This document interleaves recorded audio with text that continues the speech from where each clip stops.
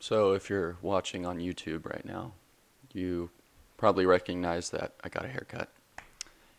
If you're not watching on YouTube, listening on Spotify or Apple Podcasts or something like that, just you're gonna have to take my word for it. I got a haircut. I got a lot chopped off, and um, sometimes I'm gonna be honest with you. Sometimes cutting off the hair is traumatic. Um, Earlier today, I I was in the shower, and for some reason, I have this habit. And when I finish my shower, I shake my head really hard, shake the water off my hair for whatever good that does. And, this whole time I've been used to having longer hair, right? My hair's been a few inches long, has some good weight to it. So I go to shake my head, and man, bro, let me tell you, I about snapped my neck. And oh my gosh, it scared me. I was like, oh my gosh, about snapped my neck just then. It reminded me of in high school when I used to have long hair. I used to have hair down to like past my shoulders. And then I cut it down to this length in a day. So I go from having the weight of long hair to just short hair real quick. Do the same thing. Shake my head, shake the water off. Bro, then, oh my gosh, I about concussed myself. I've I didn't really see anything for a second. Kind of forgot who I was for a few minutes. I was like, man, my neck is jacked, bro. My neck is swole. And I was like, man, I've been hitting neck day every day. It's like how some people will just do the upper body, but they forget their legs. Yeah, I've been hitting that neck day every day, getting swollen my neck, and then I miss leg day and body arm day, body day, everything day. I don't know where I was going with that, other than my head hurts. Okay, so bear with me, because my neck is jacked. All right, all right.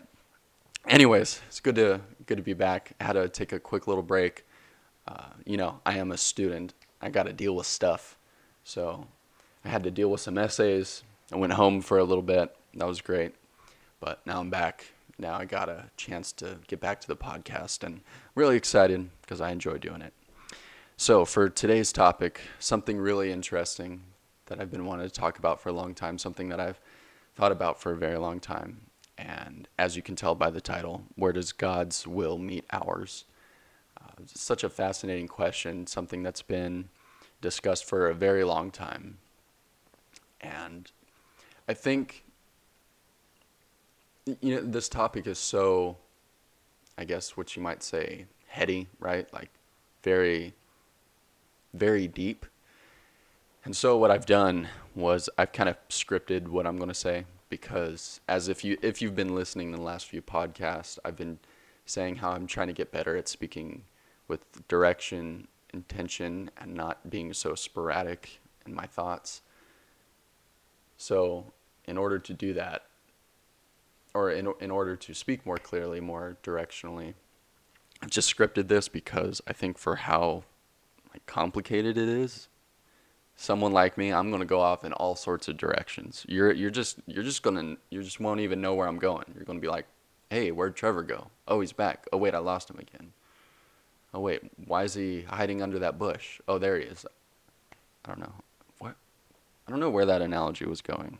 Just like pops in my head, right? See, sporadic thinking at its best. Okay, so I apologize if it sounds a little bit more robotic. Obviously, if you're watching the video, I'm not going to be engaged with the camera as much, but I think it will be for the best. I will try to be more human in my delivery. Okay, now that I've just wasted 5 minutes of talking about hair, my jacked neck, and script, time to get to it.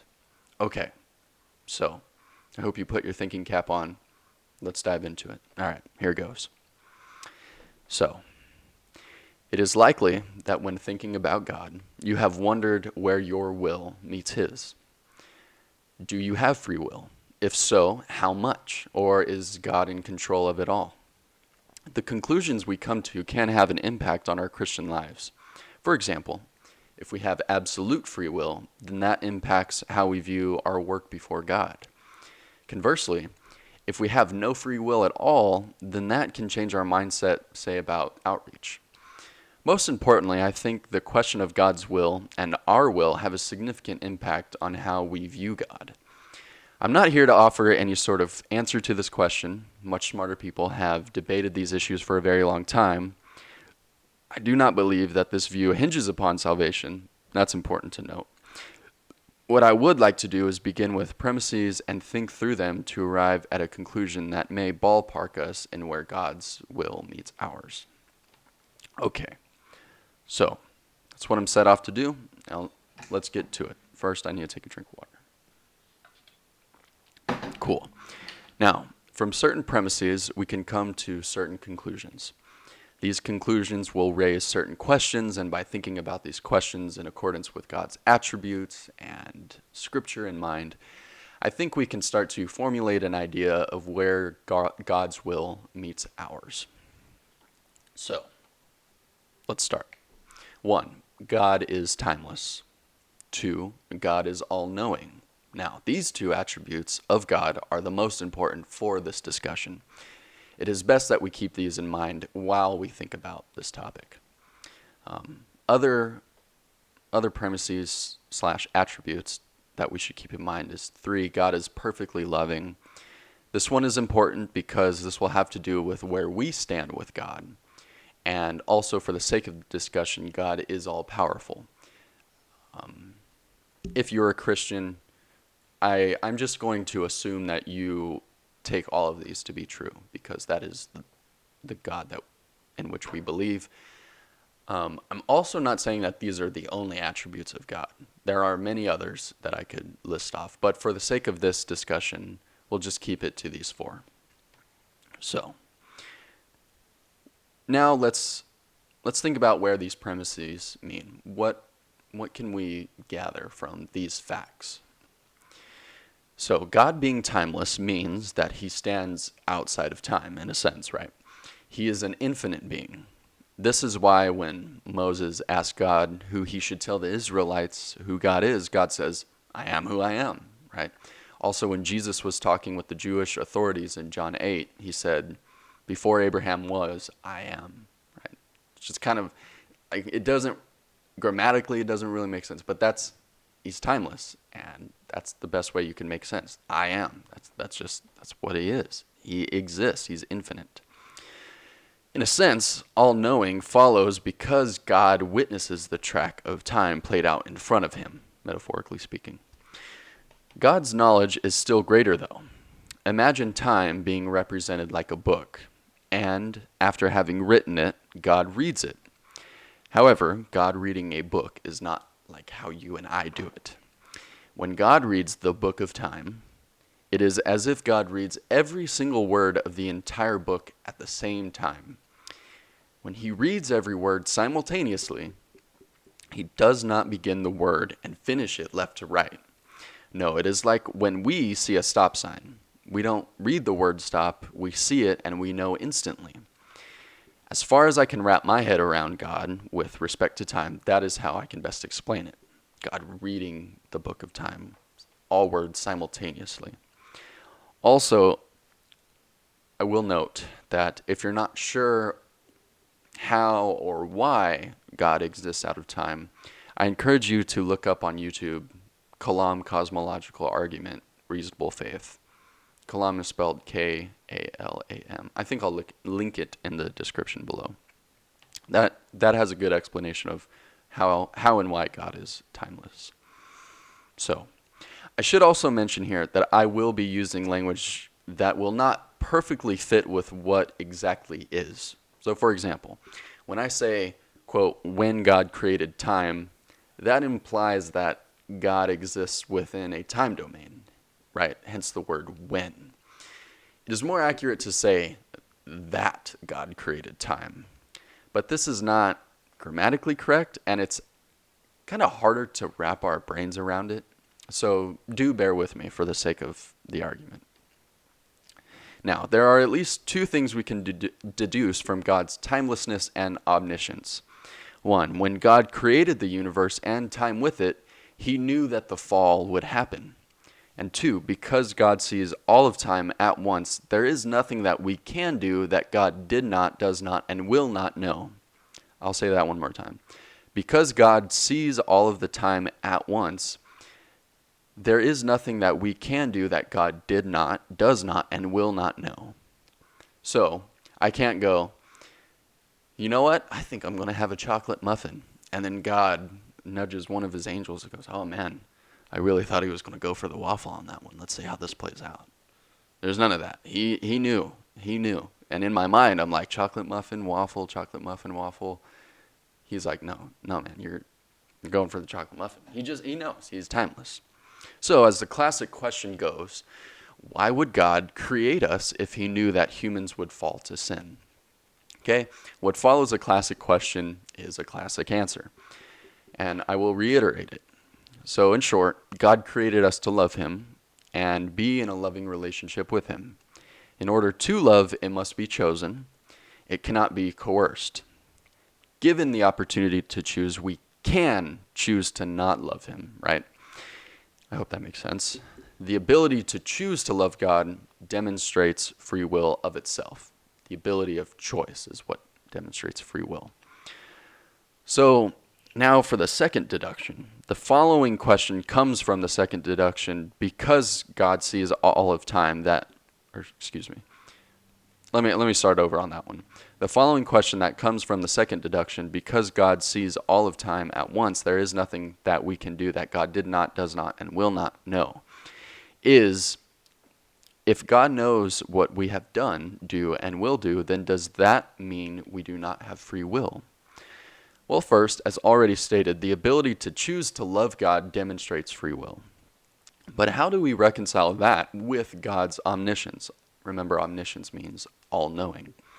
Frank Turek, a great Christian apologist, I recommend you go check him out. Last name Turek. Look up crossexamine.org. Great apologist. He provides an apt illustration for this sort of little conundrum that we run into. So it essentially goes like this. Let's say I record a football game, and before I get home to watch it, my buddy tells me who won, and he tells me the score. Well, let's say I still want to watch the game. So I do. I still go watch the game. Just because I know the final outcome of the game does that mean that the player did not act freely during the game? Not at all. So they're still acting freely, right? I'm just watching it not in real time, right? I hope that made sense. This illustration suggests that free will does not have to be tarnished when viewing from the outside. Okay? Now, take a second. All right. Now, where this illustration falls short a little is that God does not simply view it from the outside. I mean, it's not that simple. He created it. But we know that we have at least enough free will to choose to love God, and that God existing outside of time does not impose on our free will. Therefore, it seems that when God created the universe and time with it, he was able to see all of the possible outcomes of the decisions of every person, right? This is omniscience, all-knowing and kind of going hand in hand with all-powerful. Right? This is the extent to what all-knowing means, can see possible decisions when he created this. It would seem then that God, being perfectly benevolent, would have put forth from the beginning the best possible world that still maintains free will. I hope that reasoning, that conclusion from that premise follows. I hope that makes sense. This means that not everything was just left to chance. So, we have free will, but it does not seem like absolute free will. What do I mean by this? I think we can understand this when we think about our lives the way Sam Harris points out. Now, Sam Harris is an atheist, and he does not believe we have free will, but his argument still has credibility. As best as I can understand it, it boils down to this. If you grew up, let's say in Afghanistan, and was raised with the radical Islam ideology and experienced the same things as those people who do grow up in Afghanistan under a radical Islamic ideology experience, will you be able to say that you would not become a terrorist? Did that make sense? I realize you can't answer me. I don't know why I ask these questions. Does that make sense? If it doesn't, just comment, okay? But if you're being honest with yourself, I don't think you could definitively say that you wouldn't, right? You don't know. So, now I don't think this destroys free will because everyone still has a choice, no matter the upbringing. But it seems that a lot of who we are is a product of our environment and not our own choosing. So I think this demonstrates well that God does have a design going on. He does have a plan, but also we still have free will. Does that make sense? You can still choose, but yet there's an environment outside of your own control that kind of makes you go towards certain paths in life. It's beyond your control. And for that matter, beyond a lot of individuals' control. So it seems to suggest that there may be a design going on outside of it. Now, really only been speaking philosophically. When we bring theology into this, we get questions like, why should we still pray if God knows what will happen? And also really big questions like, can I lose my salvation? They're really important questions. Please don't shy away from them. Please think about them. But right now I don't want to get into these things. They're highly debated by many Christians to the point where it actually has created a lot of strife. For the sake of the argument, I think what I want to just do is wrap our heads around these conclusions or these deductions that we've come from these premises, and these premises that are universally agreed upon, right? So let's wrap up what I've been talking about, okay? 1, we have free will, demonstrated by God wanting us to love him, and in order to love him, we must choose it, or else it's not love. 2, God's omniscience does not compromise our free will. 3, while also because God designed this from the beginning according to his benevolence, while also working with free human beings, there is a general path we have been set on that is in accordance with the best possible world given free will. We see this by recognizing that in some respects, we are products of our environment. I will say that again. Because God designed this from the beginning according to his benevolence, while also working with free human beings, there is a general path we have been set on that is in accordance with the best possible world given free will. We see this by recognizing that in some respects we are products of our environment. What can we take away from this? Well, we can rejoice knowing that our path is in the hands and knowledge of the all-loving God, and not necessarily our own. I think if we are left solely to our own devices, we'd be in some hot water. While also, because we have free will, we know that the love we have for God is genuine and not coerced, and that our path leading to love was not out of our own hands. I think of the idea of we're much more predestined for these things. I'm not sure how I would feel knowing that I was only ever meant to do this, right? It's good, like, if I was fully predestined to be in a relationship with God, that's amazing, but then that means that it wasn't of my own choosing. It's like, no, I had no choice of this. And then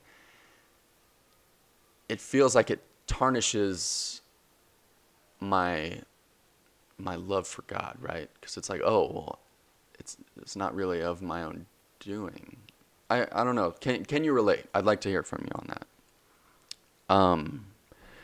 So I hope these conclusions can provide you a sort of peace, right? If this makes sense to you and you agree with it, then I encourage you to look at the theological questions and implications through this lens and see what you come away with. If you do not agree, then I'd like to know. Why not? I'm open to what you have to say. I'm still learning through this stuff.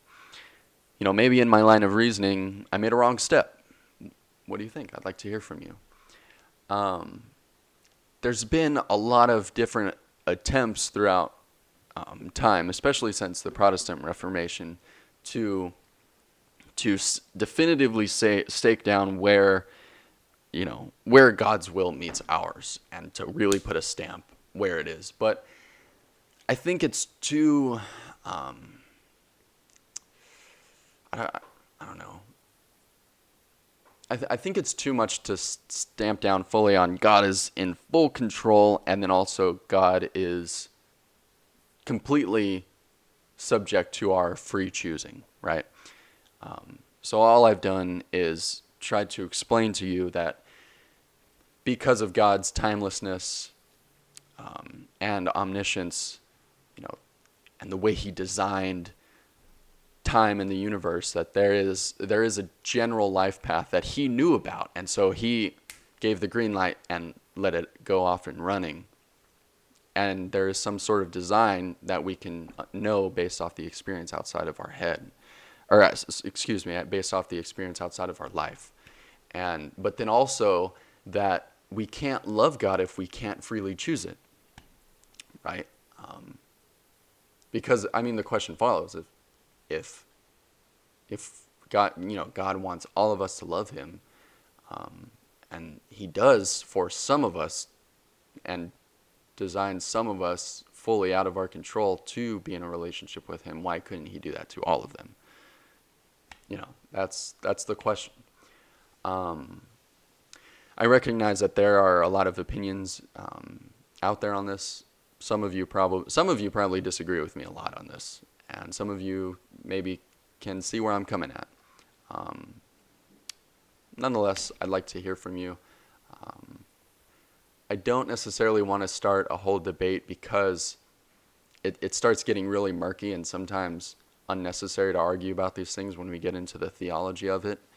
I just think, like I said, what can we come away with this? We can rejoice in knowing that our path is in the hands and knowledge of the all-loving God, and not necessarily our own feeble hands, But also, because we have free will, we know that the love we have for God is genuine. So I hope that all makes sense. So yeah, very interesting stuff, right? Talking about where's God's will and where's ours, and I encourage you to think about those theological questions based off this sort of lens. And I hope this makes sense. Also, you may be thinking, oh, Trevor, this sounds a lot like Molinism. I don't actually know enough about. I have an idea what Molinism is, but I don't know enough about if this is it. But maybe someday I'll just pick up a book and read through about Molinism, and I don't know. We'll see where I come down on it. Anyways, also want to encourage you. This is such a high level intellectual thing, and that's kind of what I've been talking about a lot recently on the podcast. And recently I've just been reminded, sort of painfully, I might add, that this pursuit, this Christian life, is not that which is solely an intellectual pursuit. Let's not get caught up in the clouds of the intellect, and let's remember that we possess life-saving news. We possess the news of the gospel. So, think about it. It's fun, but and I hope this helps your view about some things. But whether you're on the Calvinist side, Arminian side, or more into Molinism, I think we each each and every camp still recognizes the core of the gospel and the core of, or the necessity to reach out. So while it's good to think about these things, remember that we still possess that knowledge, or that we still possess life-saving news, and we're called to live it out, in our hearts, in our hands. So yeah, that's been something I've been having to deal with. It's like, oh, oops, started turning Christianity just into a philosophy, but I'm working on it and trying to get through it. So yeah, anyways. Okay, so I'm going to move on. I realize I haven't done like a current event, if you will, since the first podcast, and I said that I was going to do that in every podcast. So I'm going to try and do that a little bit more, I'll say.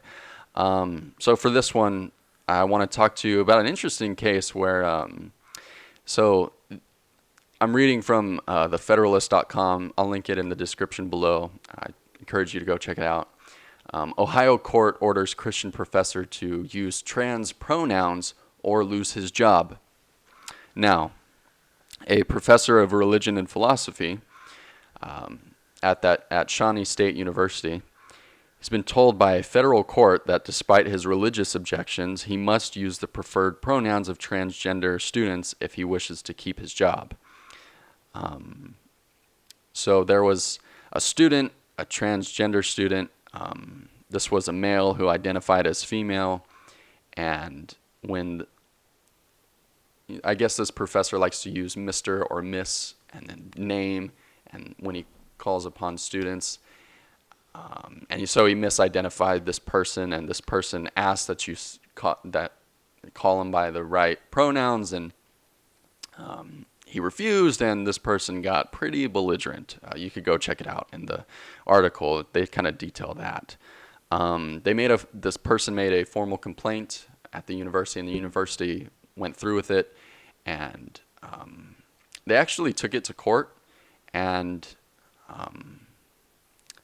the court dismissed the professor's suit for failing to effectively prove that he faced discrimination for his beliefs. So what he was trying to do was saying, I'm a Christian. I believe God created man and woman, and when God creates man and woman, He didn't make a mistake, and there's no not only like ideological or spiritual way to transition to another gender, but there's also no biological way to do that. And they said, no, this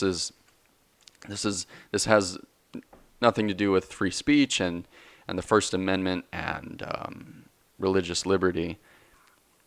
And what's kind of sad is that the professor tried to compromise, and the student refused to accept this compromise. The court said the professor could have used only the last name of all students without reference to sex, and chose not to. The court concluded the professor was not forced to espouse or express a view he disagreed with or found objectionable, determining that the use of pronouns or titles is not expression of a belief. So basically is pronouns don't coincide with beliefs, so therefore he has to use the preferred pronouns, right? So what does all this mean? Well, first of all, I mean, I don't really know where to begin. I will kind of talk about, okay. I heard about this story from the Matt Walsh show. It's a show on the Daily Wire. It's more political, not so much religious, although he is a Catholic and he takes his faith very seriously. Recommend the show. But he talked about, he said, I don't think he should have just put this on religious grounds, because it makes it seem like if you disagree with this transgender phenomenon, it's because of your religion. And that's not necessarily so, he's saying. He's like, this is reality that people are tampering with. It's not possible for a man to transition to a woman and vice versa.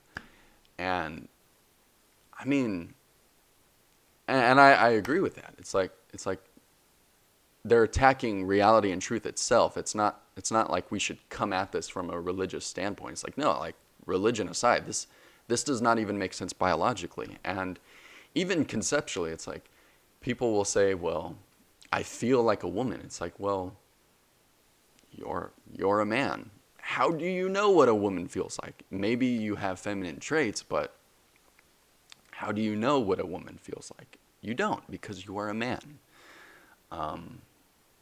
But nonetheless, there are people who still feel this way, and it's a legitimate condition, otherwise known as gender dysphoria. And that's not to say that what these people are going through is illegitimate, but there's something going on that is not right. So, how should we respond to this? And this is where I'd like to get your feedback on this. Is I hear a lot, like, especially when Christian apologists address the transgender issue. Typical answer goes something like, well, God did not create, he didn't make a mistake when creating you. You just have, because we live in a fallen world, some things we experience this fallenness differently. Some people are born with or some people have a higher propensity to be angry. Some people have a higher propensity for, X vice or sin, if you will, or conditions that are bad, that are not sinful, but it's just a fact of life. Now, because of that, we still recognize you as a human being that God loves, so much so that he sent his only son to die for you, and that we should treat each one of these individuals who are wrestling with this issue with love. And here's the thing that I run into is love and truth often go hand in hand. But when is it necessary? I bring up this case because he's talking about, like, the professor misgendered the student, misidentified the student. So when is it necessary to call them by the right gender? Because if you call them by the wrong gender, you're not speaking truth. And, as Christians, we're called to live in truth. We live in truth in God. But also, it's like, it's not exact. If you're not speaking the truth, you're not exactly loving them, right? But my issue is, like, if you just know somebody, like, you barely know them, you're not even really an acquaintance with them, are you really in the right position to make a correction like that is so huge? So I guess more in concrete terms, like in my classes, right? I have come across folks who do not identify with their biological traits, right? And wouldn't it be wrong if I just outright, like, I don't even know them, right? Just the fact that we're sitting in a class with them, and I just totally use their correct gender, but they don't want to be identified like that? Am I in a position to make that judgment on them and to call them into that? This is not a rhetorical question. Like, I'm legitimately asking what you think. It's like when, if you have a friend who has a really bad habit, like a really bad habit that's detrimental to them and even causing some strife among the people around them. The loving thing to do to your friend is sit down and talk about it and tell them about it. But it might be a huge issue, right? Something that they've had to deal with their whole life. It's like, only as someone who's close and a friend am I able to get through to them and talk to them about this serious topic. But it's like, if I just barely know someone, am I in the right to come at them by saying you're getting something as fundamental as gender wrong? That's a huge deal. As someone who's just occupying the same room, am I allowed to just come out right out of the gate and and correct them and put that judgment upon them? I don't know. Because, yeah, if you're speaking the truth to them, truth and love go hand in hand, but is that necessarily in the right? You know? Now, if you want to get to know someone who is going through those struggles, then yeah, when you get to know that person, I would say you're totally called to speak truth to them, speak the truth to them, because that is the loving thing to do. So I'd really like to get your opinion on this. I hope I formulated that right and in a way that makes sense, Are we in the right to make that judgment upon someone who we barely even know? Like this professor. Was he that close with the student to make that judgment? I probably not. I mean, coming as a college student, I know how close a professor and just a student can get, and it's not close at all, really. This may be a smaller university where the professor has more interaction with the students, but it's not, like, we know it's not that deep. So yeah, do you sacrifice that truth because you're just going to come off like a total jerk and very hostile because you don't know them that much? Or do you just say, you know what, truth is truth. Whether how well I know you does not depend on it or not, so I'm just going to speak it. I don't know. I really don't know. So I'd really like to hear from you. Okay, I think I've repeated myself enough. All right, let's move on to a question. This is a good one. So this is from Denise. LOL, all caps.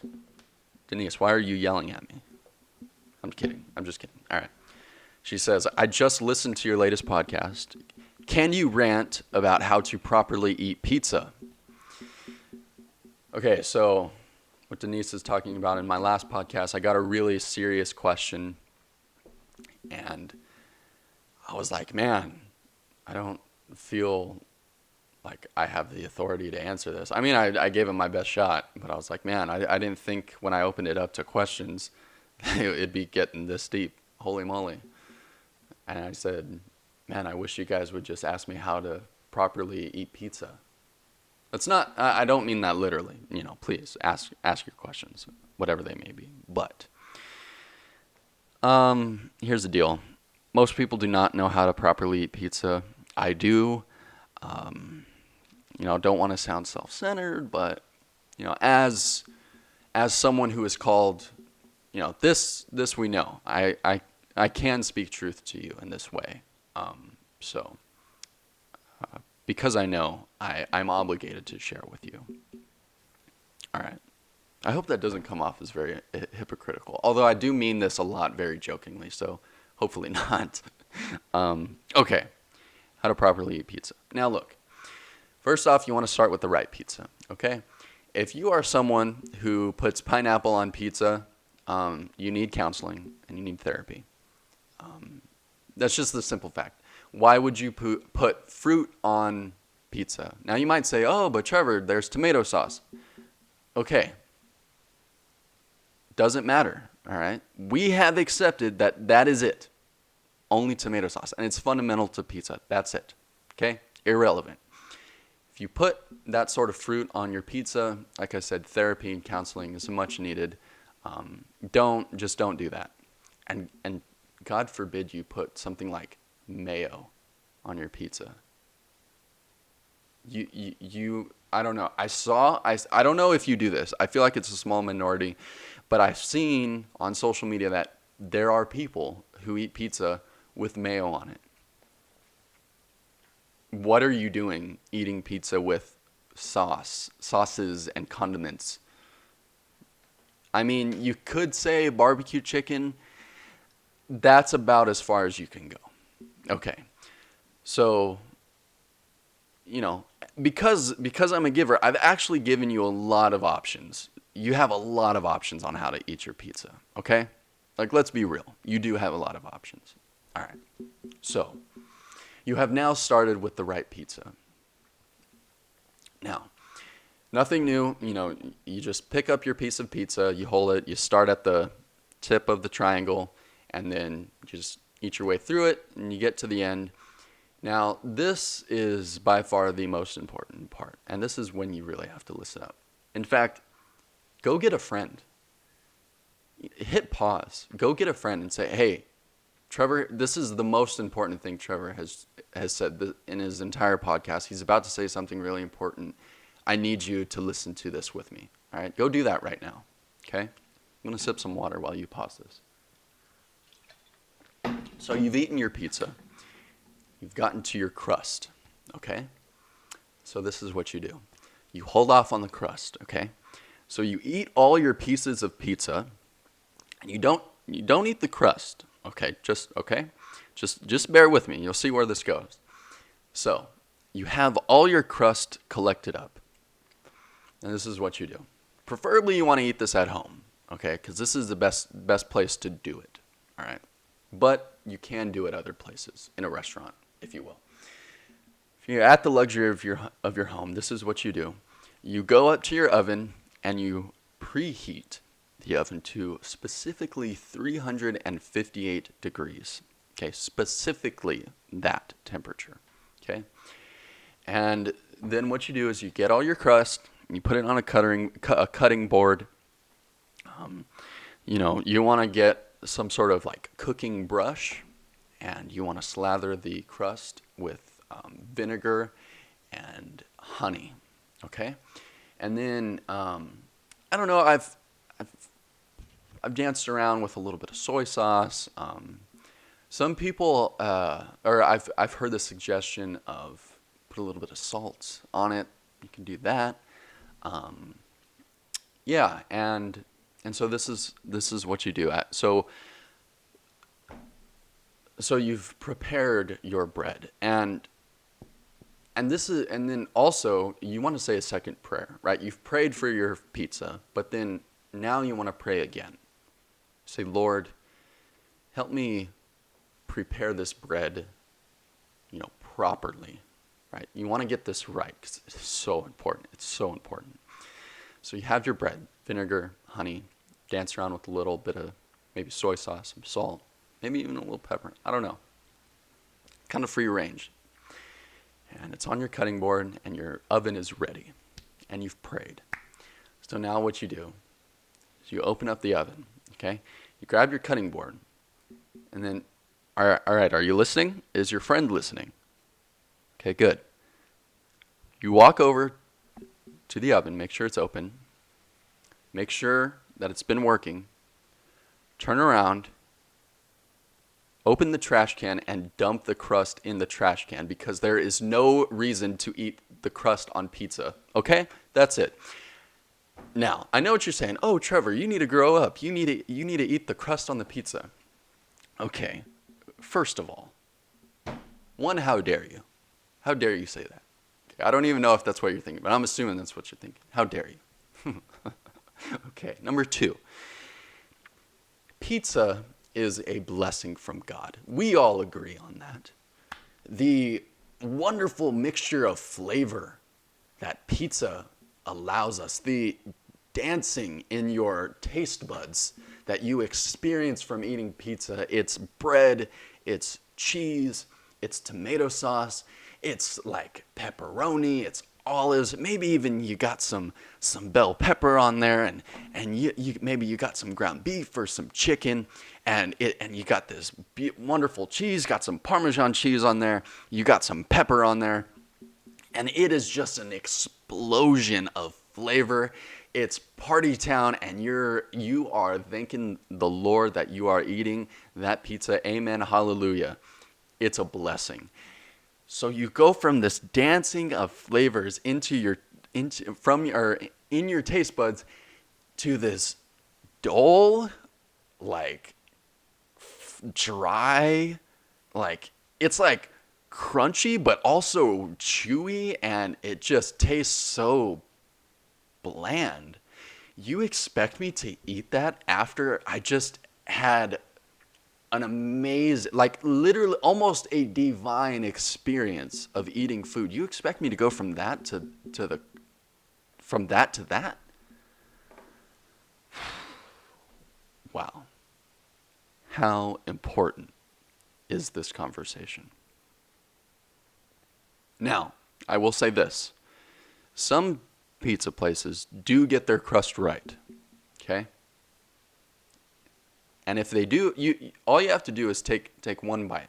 I will allow you one bite of your crust. Okay? I will allow that. But you will know immediately if this crust is good or not. Now, cheese stuffed crust, okay, if you're a cheese lover, I'll let you do that. I remember I was at a Pizza Hut, and I had this crust this particular crust was really well cooked and had some spices, and it just had this really nice flavoring to it, and it was the right mix of chewy, and the texture was solid. I'll permit it. But I will tell you this, no matter how good they make their crust, it still does not even come close to the blessing that is the actual pizza itself. You might be saying, Trevor, you're kind of wasting food there.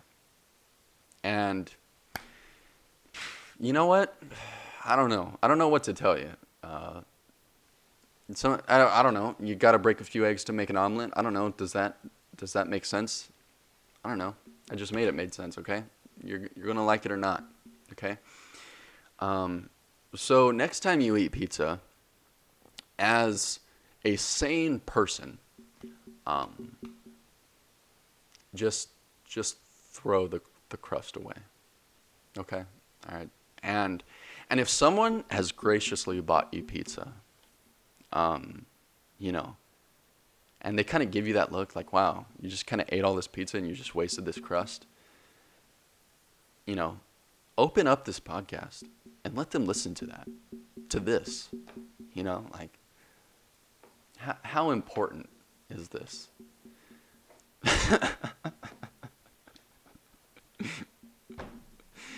But in all seriousness, don't eat your crust. This is perhaps one of the greatest atrocities of our society. Okay, I feel very strongly about this. I'm surprised that I'm the only person who's gotten this right. It seems like. Most things I say, hey, what are your questions, whether you disagree with me or not? Fact of the matter is you're just not allowed to disagree with me. I mean, plain and simple. All right. It's all in good fun, all in good heart. Don't eat crust. This is the proper way how to eat pizza. Okay? All right. Wow. Here we are. Resurgence of faith in Generation Z. I'm telling you how to eat pizza. It's important. I like philanthropy. It's important. Okay.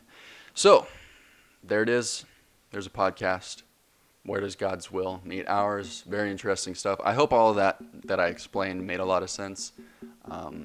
If it doesn't, please reach out to me. I'd be happy to explain myself better in the next podcast during the questions and clarifications and feedback section. Also, with the whole transgender thing, I'd really like to get your opinion on that because I don't know. And also just please, for what's human, and what's right, don't eat your crust, okay?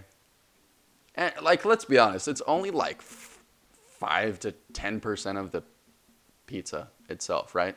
So it's not like you're wasting that much, but all right. Good to be back. Go tell people about it. Subscribe to the channel. And I hope to see you in the next one. And yeah. All right. I'll stop talking for now, okay? I'll go ice my head and my neck. Okay. All right. Take it easy, guys. I'll see you in the next one.